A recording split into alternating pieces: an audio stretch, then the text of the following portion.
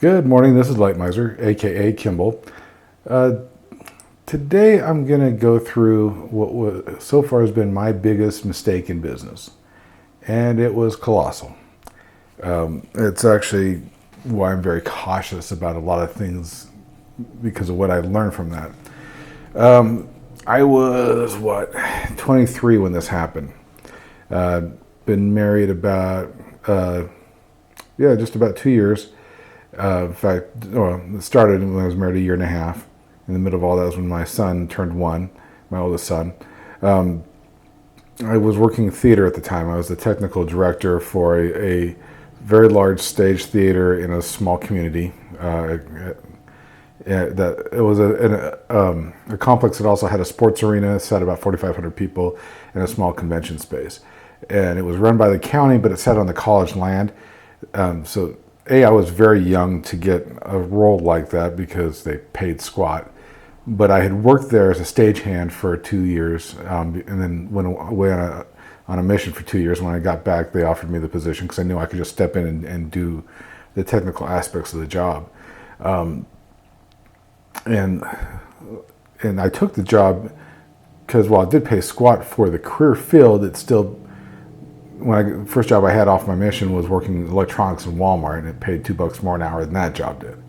And I was engaged, and so and because it sat on the college land, even though I worked for the county, I got free tuition. Also meant that when I was working on my associate's degree, I was working 60 to 80 hours a week while also doing a full-time task or school schedule. Yeah, I had to do calculus 3 times to pass it. You can't miss that many days and pass calculus. You just can't. My contracts with the facility were 9-month contracts. They didn't do anything during the summer, at least not in my venue areas. And so at the end of my second contract, leading into it, I wasn't sure what I was going to do for the summer before I'd gone to Hollywood and worked special effects. And I was interviewed with a company that was building a lighting production company. Again, I was working theater, doing lighting, sound, and one of the things I always wanted to do was at least for a few months go on tour, just to say I did it, have that experience. Never came to be. So I was intrigued with interviewing with this company that was going to be based in our town doing concert lighting.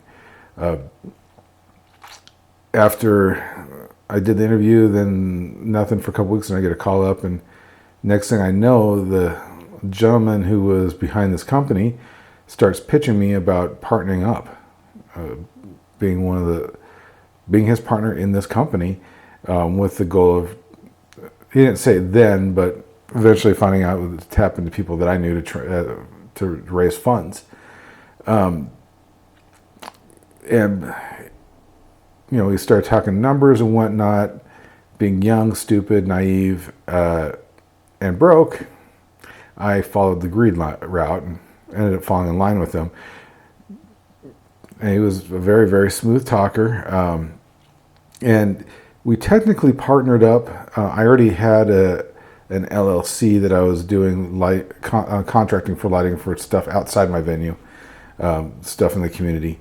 I actually wasn't an LLC. It was just a sole proprietorship DBA. And so supposedly we were partners, but basically I put him on all my accounts and a couple of credit cards, and everything was left running in my name. I mean, these are things that should not happen in a partnership. If someone's coming in as a partnership, you should be creating a business entity that is a partnership. Again, I was young, stupid, naive. Eventually, there was a company called High End, based down in Austin, Texas, and they make moving lights for the concert industry. The ones that are automated, set up and move the lights back and forth, do a bunch of cool special effects and whatnot. And they were really making an inroad with the technology that they're bringing, because it was way above DJ level stuff. They've always done, the first round of gear was DJ level stuff, but then they broke out of that and really were a competitor to the main manufacturer for that kind of lighting at the time, which was out of Italy. I ended up we supposedly had contracts for lighting going out on concerts. One of the supposedly contracts we had was with the group Boston. And during the course of this, we were tapping into people that I knew and ended up raising capital. Unfortunately, there's a lot of family members and good friends.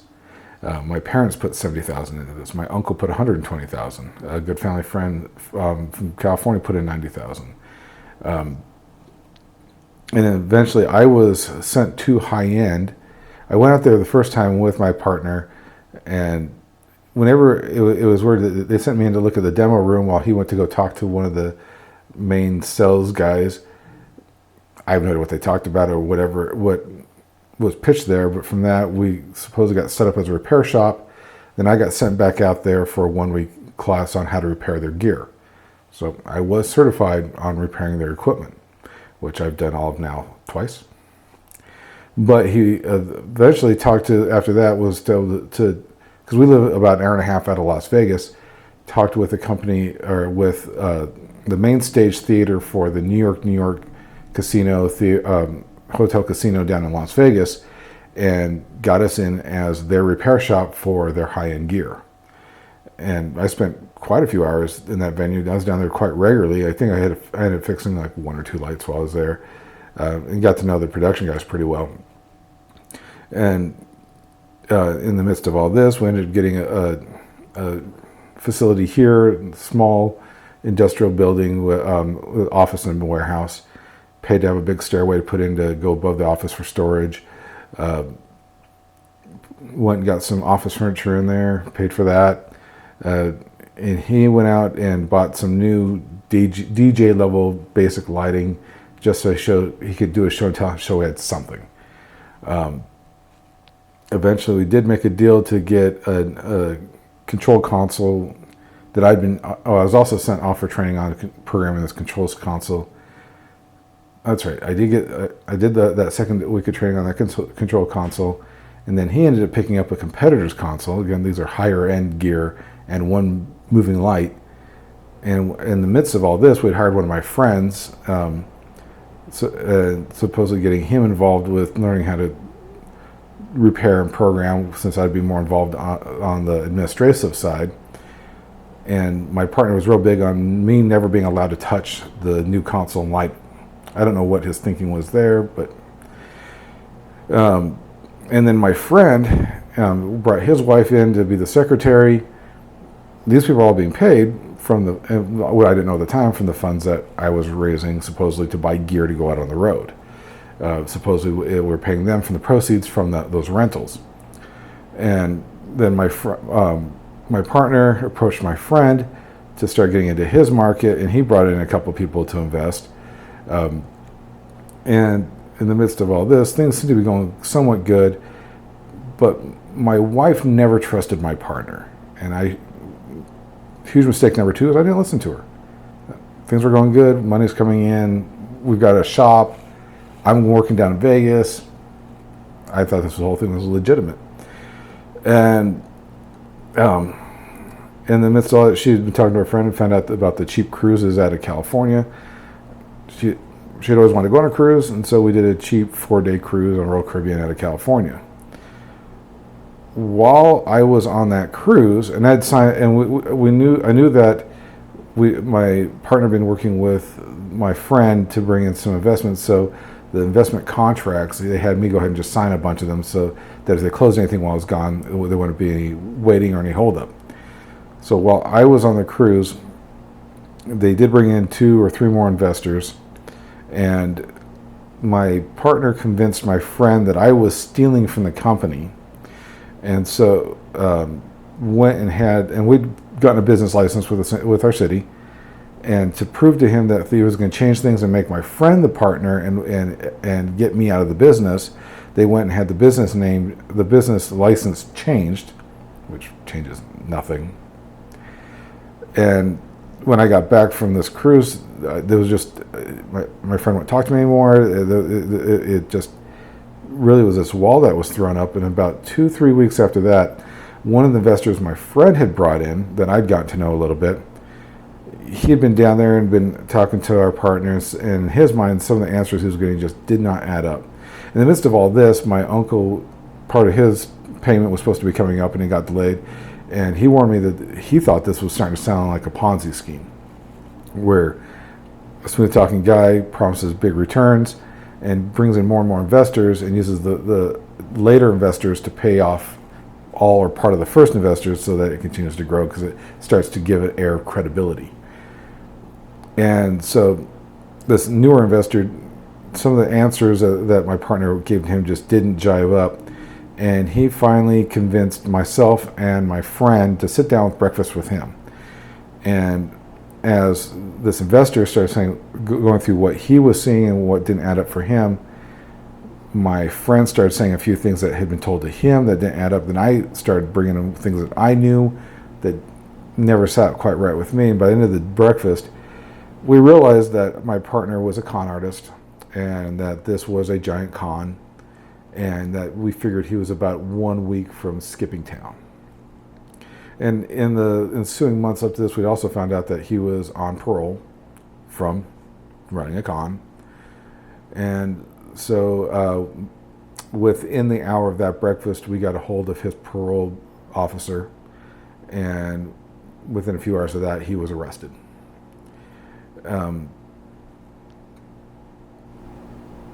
None of what few assets we had there were seized. What was left in the accounts were seized. The investors got back basically nothing, and he disappeared with the money. We have no idea what happened to it.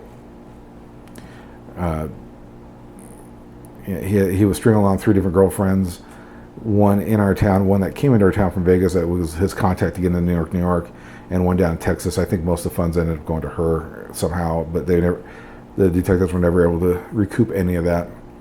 And because of one of the investors that was brought in that I never met, that brought in money while I was on the cruise, he was coming after me personally because he didn't believe that I didn't have the money. Everything was legally in my name. That was one of the great parts for this con. So to protect what few assets we had, a house that we'd had built, 2 cars, we didn't have much, but to protect what little we had, it was recommended from an attorney, a friend of mine, that we file Chapter 7 bankruptcy, which we did. In our state, when you get married, your credit accounts get linked up. And my wife, when we got married, I had no credit. I just had never focused on that. My wife, she was a shopper in high school, but very good about money, had gotten a few credit cards that she would pay off. She had great credit. And within 2 years of marrying me, I destroyed her credit. And then Equifax screwed up and didn't join our accounts correctly. And the way that it got filed, the bankruptcy showed up on her account, but not mine. And so within a few months, I started getting credit card applications. And it was just, every time that one of those would show up, it was just a little jab that I didn't listen to her and this huge screw up that I had done. Now, I give her huge credit. During the leading into the bankruptcy, I told her, I have completely screwed up here. If this is too much for you, if you feel we need to divorce and we need to separate, I understand. I will not fight you.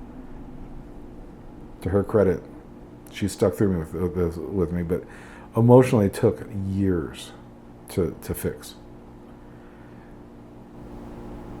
Now, why do I put this out there publicly? Be very cautious if someone's wanting to partner up with you. Do due diligence, do background checks, and make sure it's someone that you can trust.